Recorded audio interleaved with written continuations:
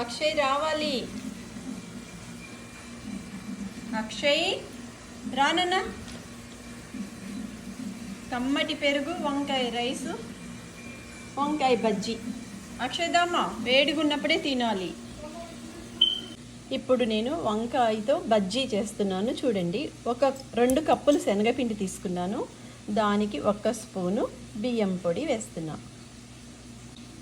అట్లానే 1 స్పూను కారం, కొంచెం పసుపు, కొంచెం గరం మసాలా పౌడర్, కొంచెం ధనియా పౌడర్. చూడండి, శుభ్రంగా ఇలా కలిపేసుకోవాలి. ఇప్పుడు దీంట్లో కొంచెం సాల్ట్ వేస్తున్నా. అయిపోయింది, వంకాయ బజ్జీ పిండి కలుపుకోవడం అయిపోయింది. ఇప్పుడు వంకాయ బజ్జీ వేయడానికి నేను ఒక ప్యాన్లో నూనె కూడా వేసుకొని రెడీ చేసి పెట్టేసుకున్నాను. నూనె కూడా మరిగింది. ఇప్పుడు బజ్జీలు వేస్తాను చూడండి.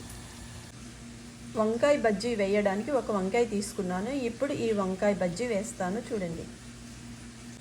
వంకాయ బజ్జీకి వంకాయ ముక్కలు ఇలా కోసుకోవాలి. ఉప్పు వాటర్లో వేస్తే ఇవి కందమారవన్నమాట. అందుకనేసి నేను ఉప్పు వాటర్లో వంకాయ బజ్జీకి కావలసిన వంకాయ ముక్కలు వేస్తున్నాను చూడండి. ఇప్పుడు నేను నూనె మరిగింది, వంకాయ బజ్జీ వేస్తున్నాను చూడండి.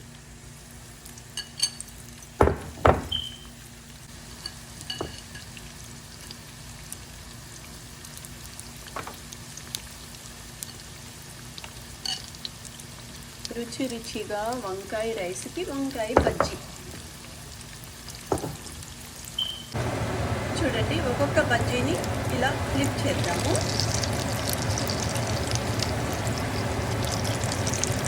అలా ఫ్లిప్ చేసి తీసేయడమే.